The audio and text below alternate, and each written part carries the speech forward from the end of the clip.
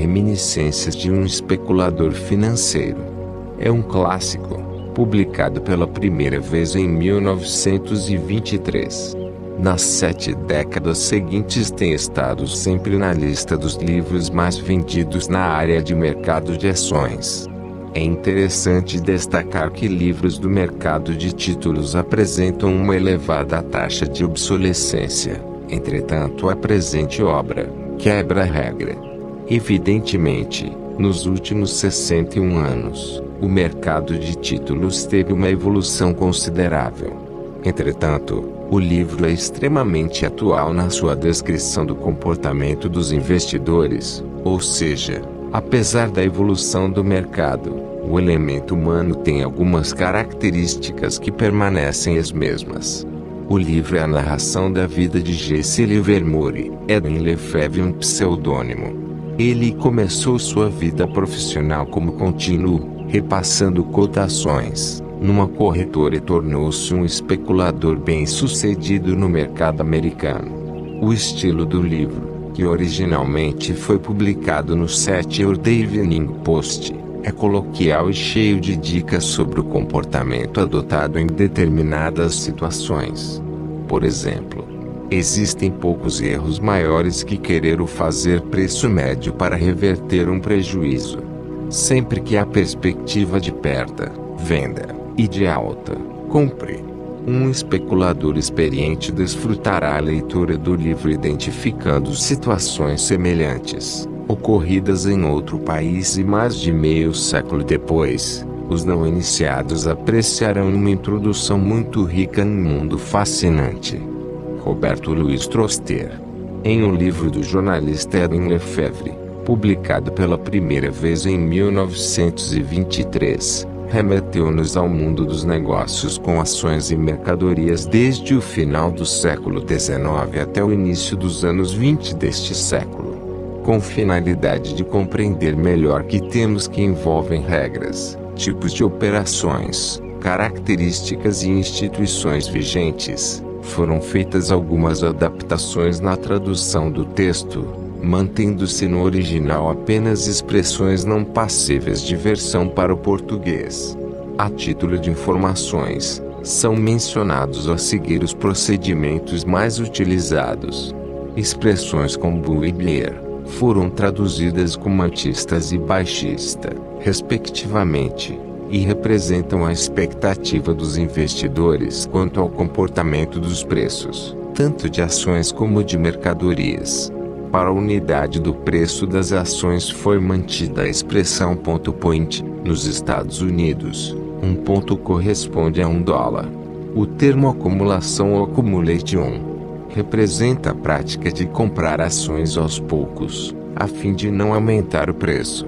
Distribuição ou distribution representa o ato de vender ações aos poucos, a fim de evitar redução do preço.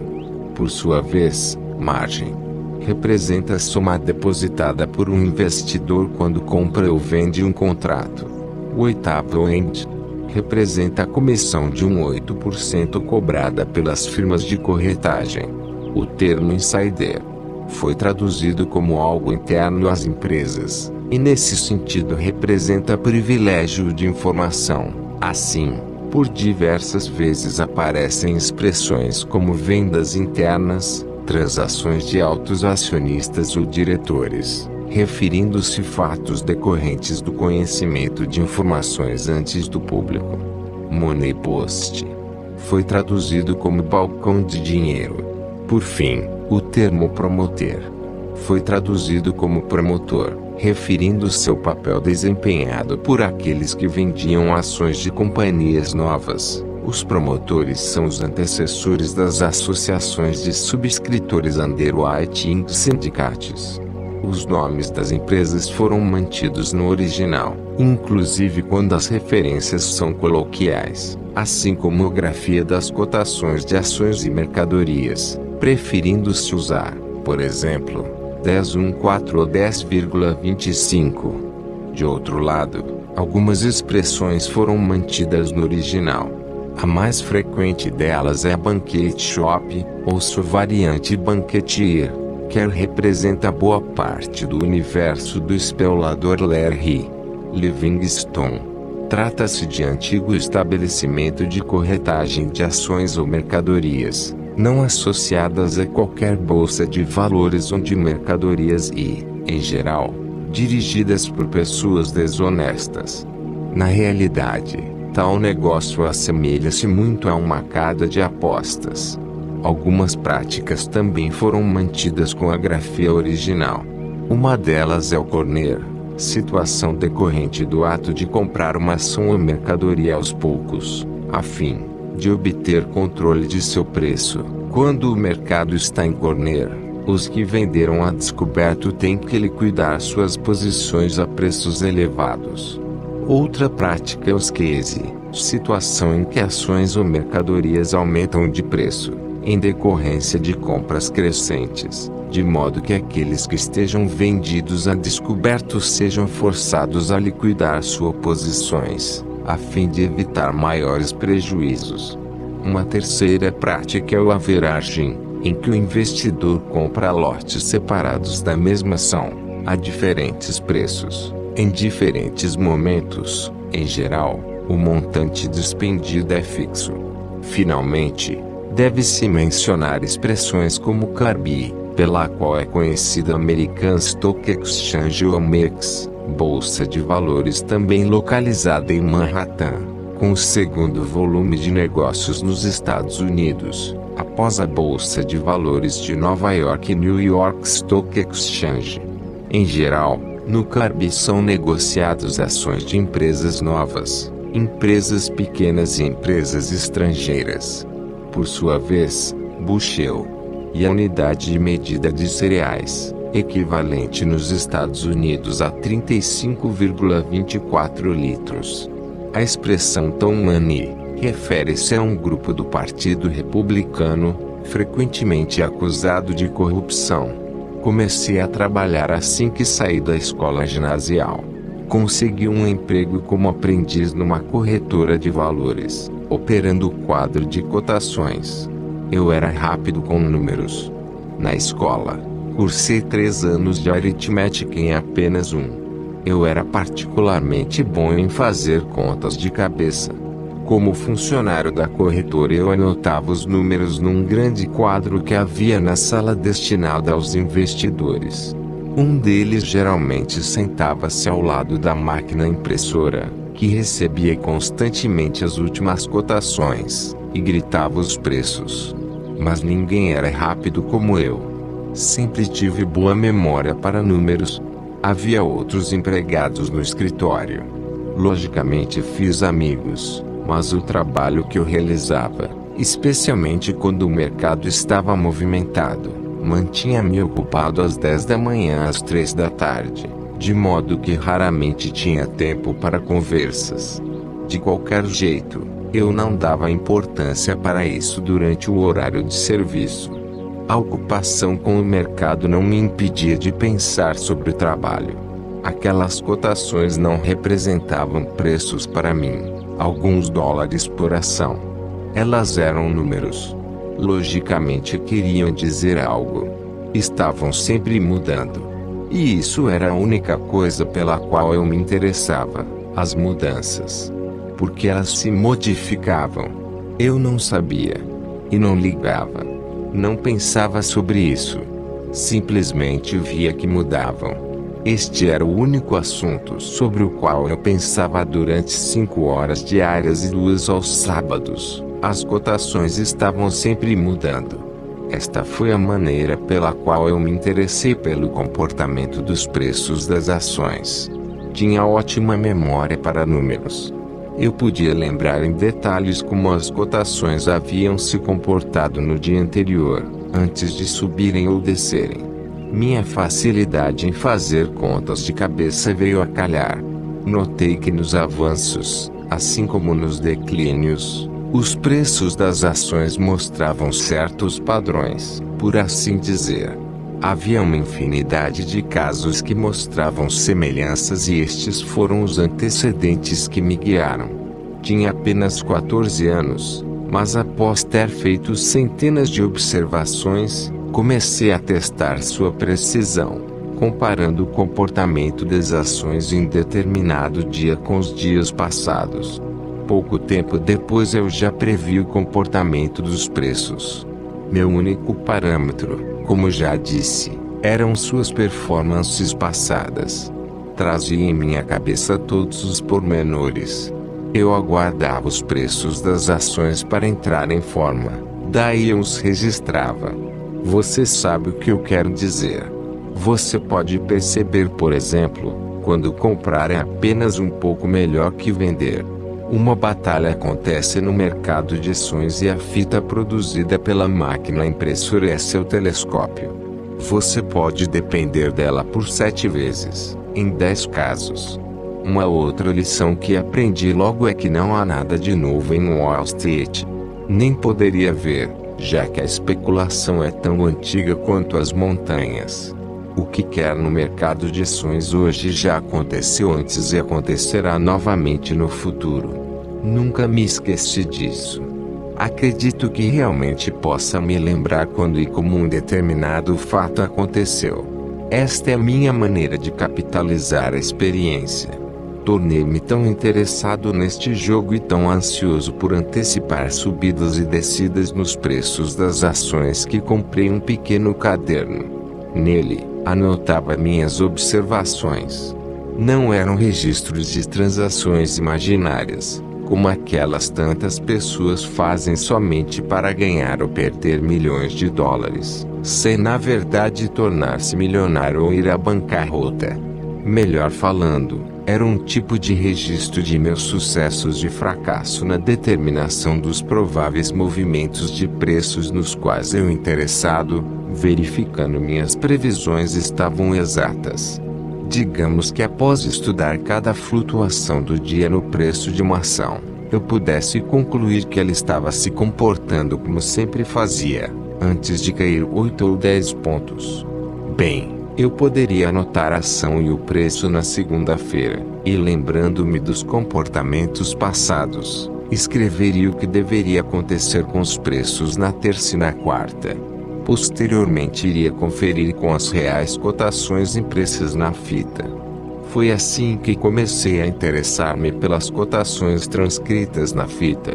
As flutuações estavam inicialmente associadas em minha cabeça a movimentos ascendentes e descendentes. Logicamente existe sempre uma razão para estas flutuações, mas a fita não as relacionava com os motivos. Não entrava nas explicações.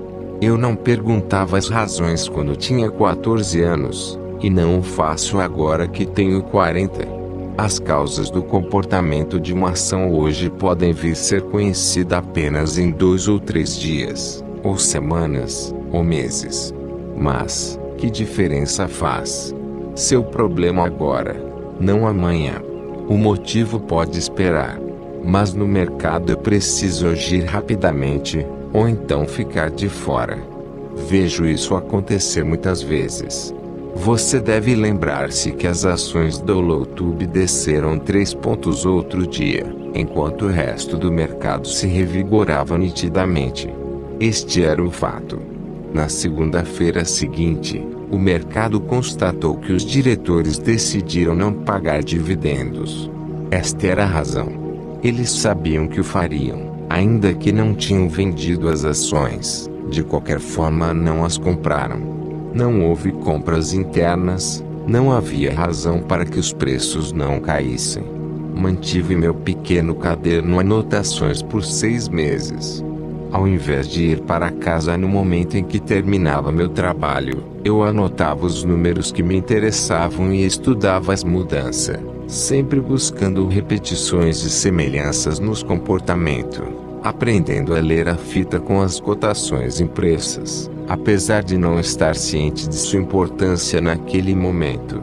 Um dia, um dos outros garotos da corretora, mais velho do que eu, aproximou-se enquanto comia meu lanche e perguntou-me em segredo se tinha algum dinheiro. Por que você quer saber? Eu disse. Bem, ele falou, tem um palpite excelente para as ações da Burlington. Vou tentar esta jogada se conseguir alguém para entrar no negócio comigo. O que você quer dizer com tentar essa jogada? Perguntei. Para mim, as únicas pessoas que tinham ou poderiam dar palpites eram os clientes, investidores com muito dinheiro.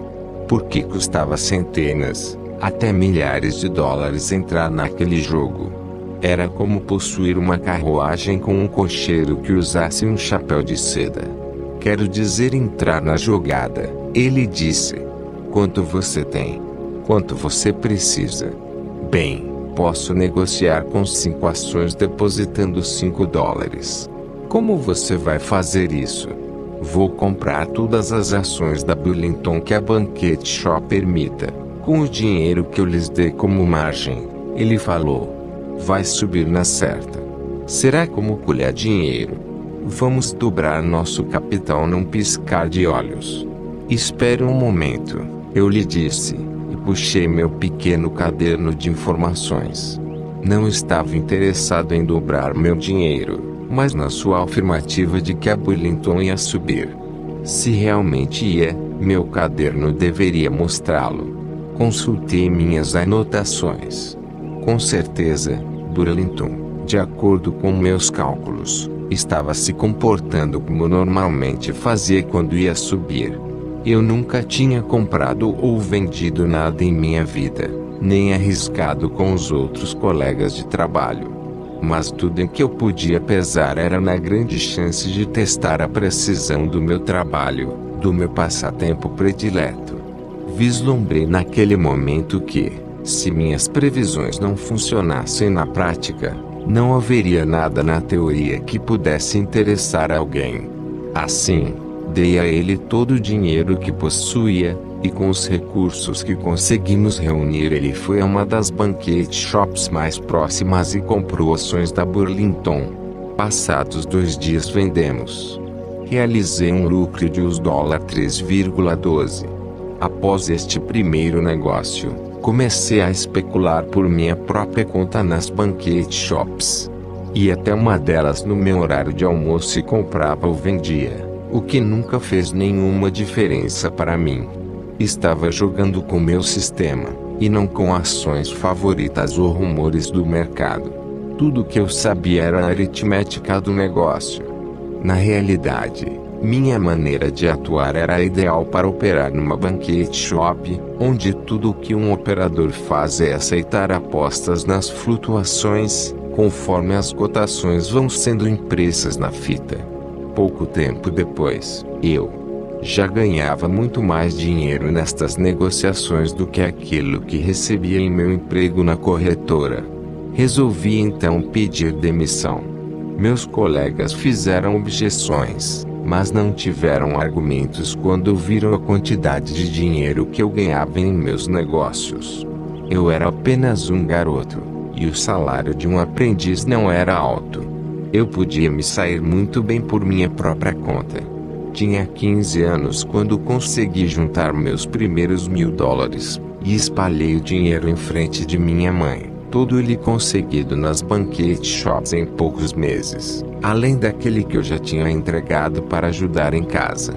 Minha mãe insistia numa ideia terrível. Queria que eu depositasse o dinheiro num banco de poupanças, longe do risco das tentações. Ela não conhecia nenhum caso de um garoto de 15 anos que tivesse ganho tanto dinheiro, começando do nada. Ela quase não podia acreditar que aquele dinheiro era real. Costumava preocupar-se e afligir-se sobre isso. Mas eu não pensava em outra coisa a não ser continuar provando que meus cálculos estavam corretos. Aí é que está toda a diversão, estar certo usando apenas sua cabeça. Se eu estava certo quando testei minhas convicções com 10 ações, eu poderia estar 10 vezes mais certo se tivesse negociado com 100 ações. Para mim era este o significado de ter mais dinheiro. Eu poderia estar certo com mais ênfase, mais coragem. Não fazia diferença. Se tenho apenas $10 e arrisco tudo, estarei sendo muito mais corajoso do que se arriscasse $1 milhão e tivesse um outro milhão guardado em lugar seguro. De qualquer maneira, com 15 anos eu vivia muito bem com o que ganhava no mercado de ações. Comecei nas pequenas banquete shops, onde os homens que negociavam em lotes de 20 ações eram suspeitos de ser John W. Gates disfarçado ou J.P. Morgan viajando incógnito. As banquete shops, naqueles tempos, raramente passavam a perna em seus clientes. Elas não tinham necessidade disso. Havia outras maneiras de separar os clientes de seu dinheiro, ainda que eles estivessem certos. O negócio era tremendamente lucrativo. Quando conduzido de maneira legal, quer dizer, honesta, tanto quanto eram as banquete shops, as flutuações nas cotações preocupavam os pequenos clientes. Não é necessária uma grande queda nos preços para eliminar os clientes operando com uma margem de apenas 3/4 de ponto. Além disso, um mau pagador jamais poderia voltar ao jogo. Não conseguiria fazer negócio. Eu não tinha um parceiro. Mantive o negócio para mim mesmo. Um negócio solitário. Afinal, era a minha cabeça que pensava, não era. Os preços caminhavam na direção que eu havia previsto, sem qualquer ajuda de amigos ou parceiros, ou iam na direção oposta, e ninguém poderia revertê-los por generosidade à minha pessoa. Eu não via motivo para contar sobre meu negócio para alguém. Fiz amigos, logicamente, mas meu negócio sempre foi o mesmo, ocupação de um homem apenas. Este é o motivo pelo qual sempre joguei uma partida solitária. Com o rumo dos acontecimentos, não demorou muito tempo para que as banquete shops ficassem irritadas comigo por levar a melhor sobre elas. Eu chegava, queria depositar minha margem, eles apenas olhavam, sem fazer sequer um movimento para pegar o dinheiro. Diziam-me que não havia nada a fazer. Foi nesta época que começaram a chamar-me de garoto especulador. Tinha que estar constantemente mudando, de corretor, indo de um banquete shop para outra. Cheguei ao ponto de usar nome falso. Começava operando devagar, com lotes de 15 ou 20 ações. Algumas vezes, quando começavam a desconfiar, eu perdia deliberadamente, e logo após dava-lhes uma grande abocanhada. Logicamente, transcorrido pouco tempo, eu me tomava muito oneroso, e eles pediam para que me retirasse, levando meus negócios para outro lugar, não interferindo mais nos lucros dos proprietários. Decorridos alguns meses, com este problema já me sufocando, resolvi tirar um pouco mais de dinheiros daquelas banquete shops. Uma delas tinha escritórios espalhados por toda a cidade, em saguões de hotéis e em cidades vizinhas. Fui a uma das filiais no hotel, fiz ao gerente algumas perguntas e finalmente comecei a negociar. Mas, tão logo comecei a operar na minha maneira característica, ele começou a receber mensagens do escritório central, perguntando quem era o cliente. O gerente me transmitiu a pergunta, e eu lhe disse que era Bar Robinson, de Cambridge. Ele telefonou ao chefe, transmitindo a informação. Não satisfeitos, eles queriam saber qual era meu aspecto físico. Pedi ao gerente que lhes transmitisse uma descrição errônea. Diga a ele que sou baixo, gordo, com cabelos escuros e uma barba cerrada. Mas ele me descreveu da maneira correta e, decorridos alguns segundos, face tornou-se vermelha. Desligando o telefone, ordenou minha saída do escritório. O que eles lhe disseram? Perguntei educadamente. Eles disseram que sou um imbecil completo por ter aceito fazer negócios com Larry Livingstone e deliberadamente deixar que ele nos levasse os $700. Ele não mencionou o que mais lhe haviam dito. Tentei operar em outras filiais, uma após a outra, mas eu me tornara conhecido em todas elas, e meu dinheiro não era aceito em nenhum dos escritórios. Eu não podia querer entrar para olhar as cotações sem que os funcionários fizeram piadas a meu respeito. Tentei fazer com que me deixassem operar de tempos em tempos, o que poderia ser conseguido se dividisse minhas visitas entre todos os escritórios. Mas não funcionou.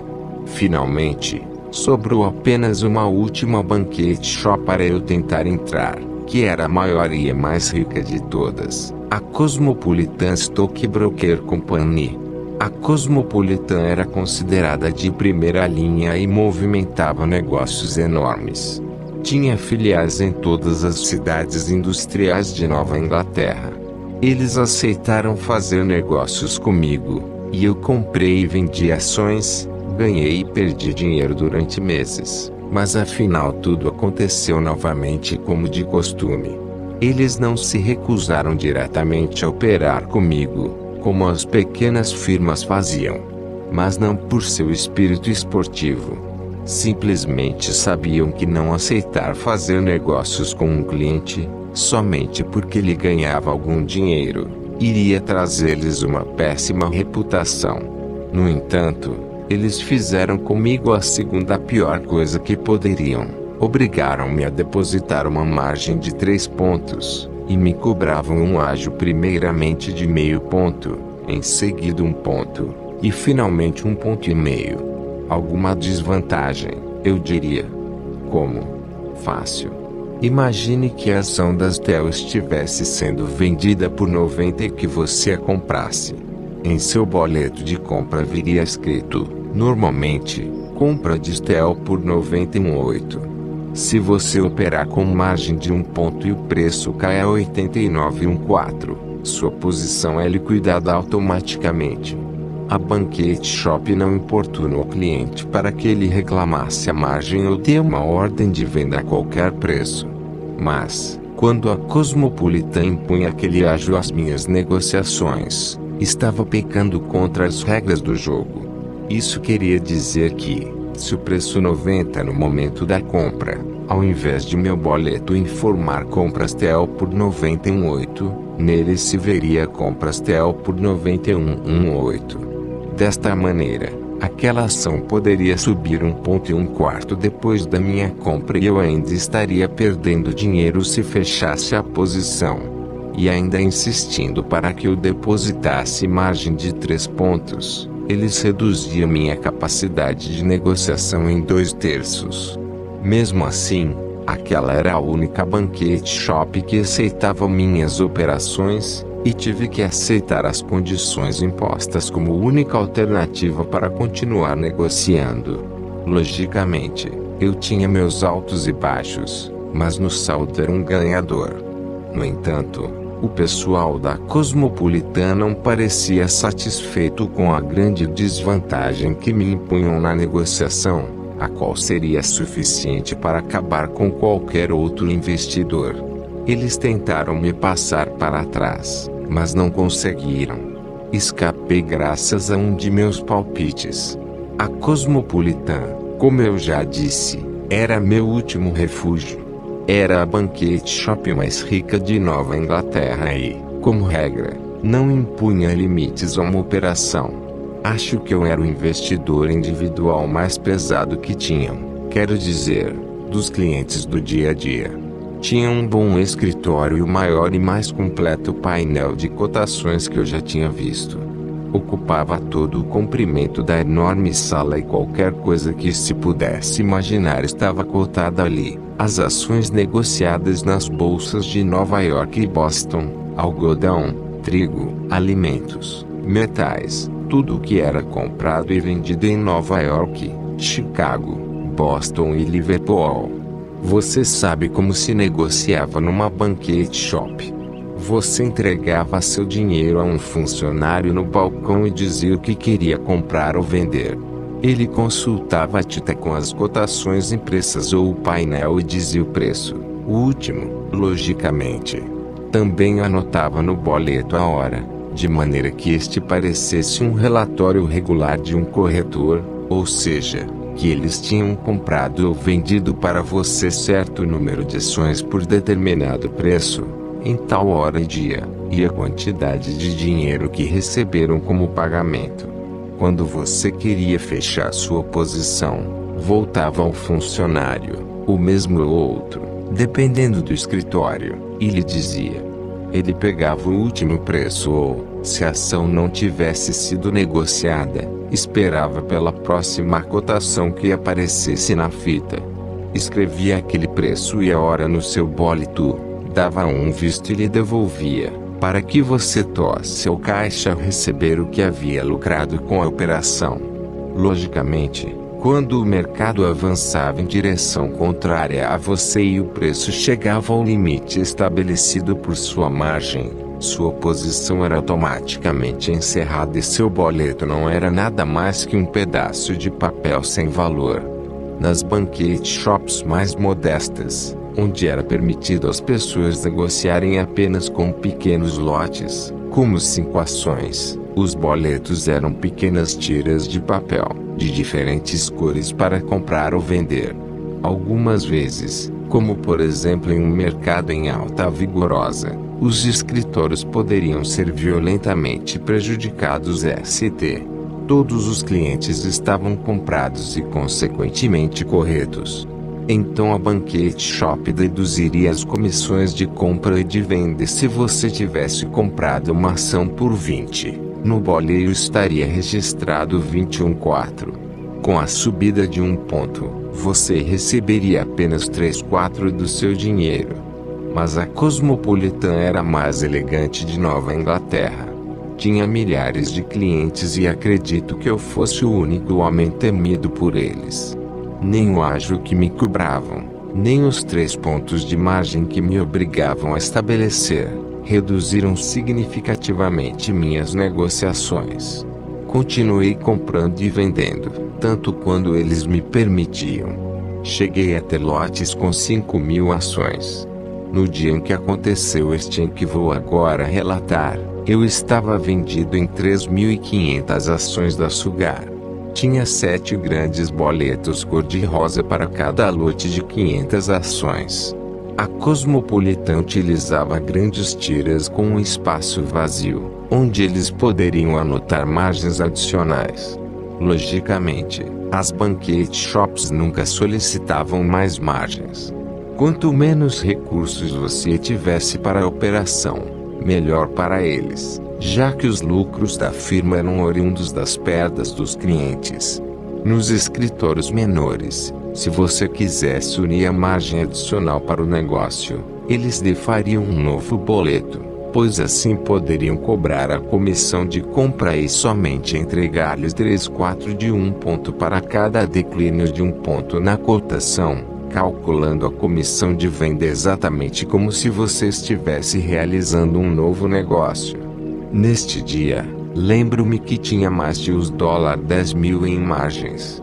Eu tinha apenas 20 anos quando juntei meus primeiros $10.000. Você deveria ter escutado minha mãe.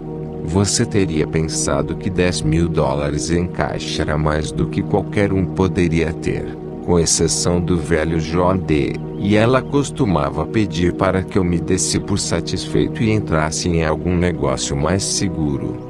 Levei muito tempo para convencê-la de que não estava me arriscando, mas ganhando dinheiro através dos cálculos. Mas tudo o que ela podia enxergar era o fato de $10.000 serem muito dinheiro. Tudo o que eu podia ver era que representava mais margem para minhas operações. Eu tinha vendido 3.500 ações da Sugar a 105,4. Havia um outro investidor na sala, Henry Williams, que estava vendido em 2.500 ações. Eu costumava sentar-me ao lado da máquina receptária de cotações e gritá-las ao funcionário do painel. O preço comportou-se exatamente como pensei. Imediatamente desceu alguns pontos e parou por alguns momentos para recuperar o fôlego, antes de recomeçar um novo declínio. No geral, o mercado estava calmo e parecia promissor. De repente, não gostei da maneira como a cotação da Sugar estava hesitando. Comecei a sentir-me incomodado. Pensei que deveria encerrar minha posição e sair do mercado. Então elas foram cotadas a 103. Era um preço baixo para o dia. Mas ao invés de sentir-me mais confiante, fiquei mais inseguro. Sabia que em algum lugar alguma coisa estava errada, mas eu não podia precisar onde. Mas, se alguma novidade estava por vir e eu não sabia o que era, não poderia manter minha guarda contra ela. Sendo esta a situação, melhor seria estar fora do mercado. Você sabe, eu não faço as coisas no escuro. Não faz meu gênero. Nunca fiz. Até quando criança, eu tinha que saber o motivo pelo qual deveria fazer determinadas coisas. Mas desta vez, mesmo sem uma razão aparente, continuava a sentir-me tão incomodado que não podia suportar. Chamei um amigo que conhecia, Davi Uman, e disse a ele: Davi, tome meu lugar aqui. Gostaria que você fizesse uma coisa para mim. Espere um pouco antes de gritar a próxima cotação da Sugar, tudo bem? Ele disse que esperaria. Eu levantei e dei a ele meu lugar ao lado da máquina para que ele pudesse anunciar as cotações ao garoto do painel.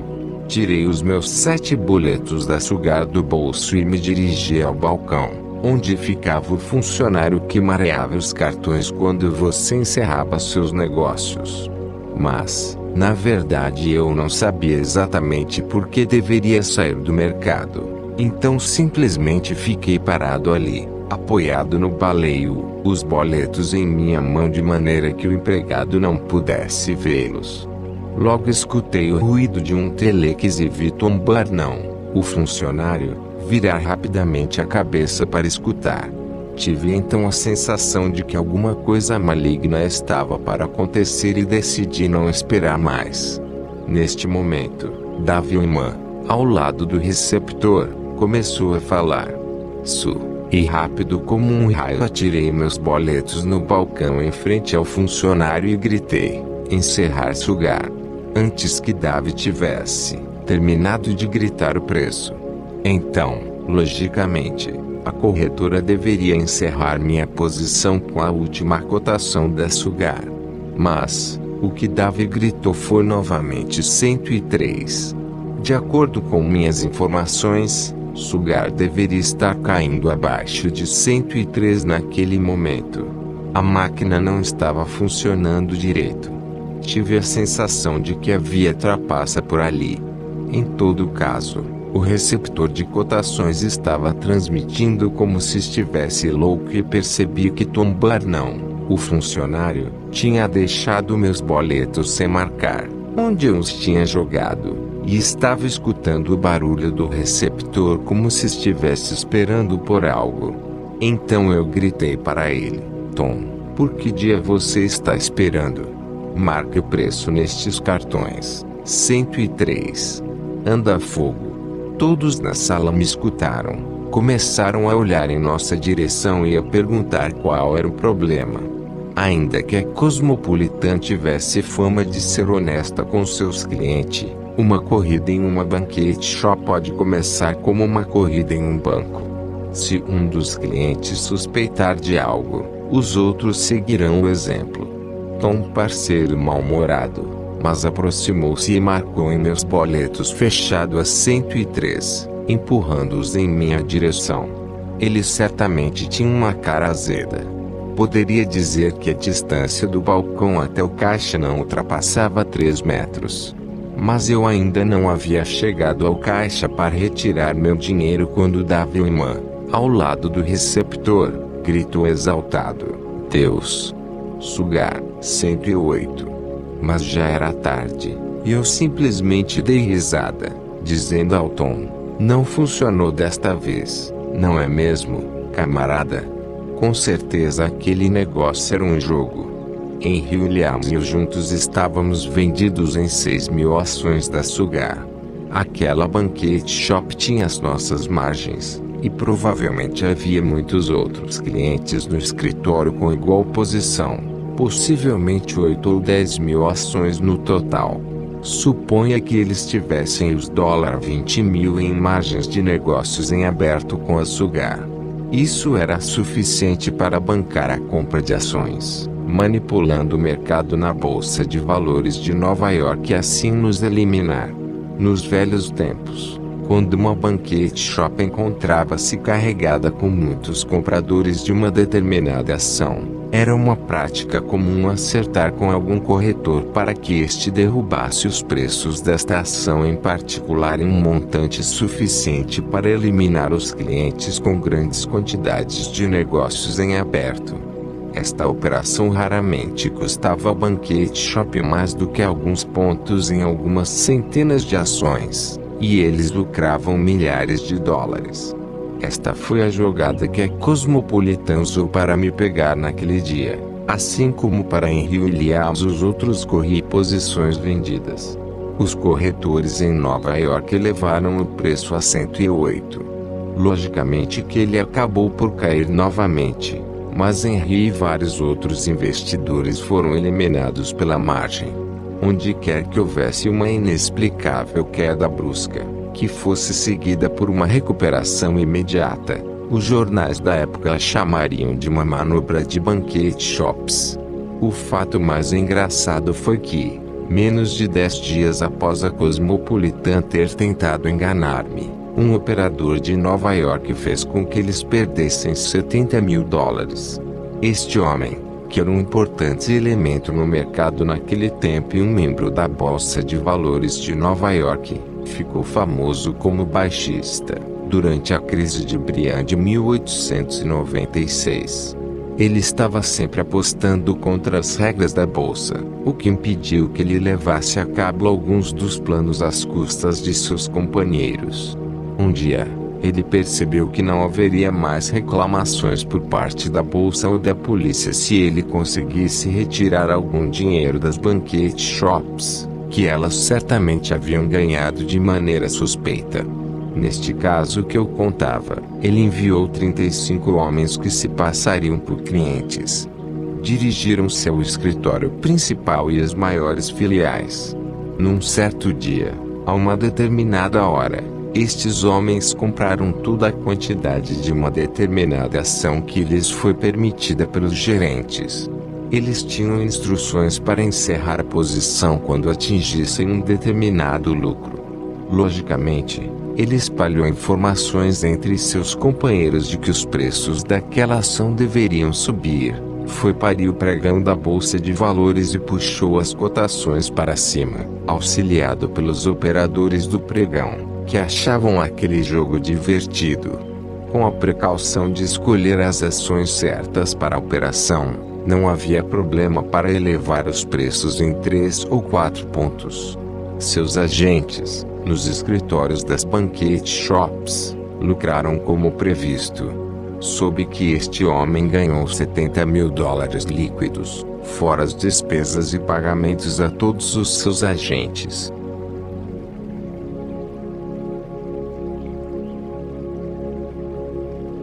Obrigado. Você chegou ao fim de uma leitura. O próximo vídeo está nos links da descrição. E também na descrição desse vídeo eu deixo alguns links caso queira acompanhar alguns dos meus investimentos.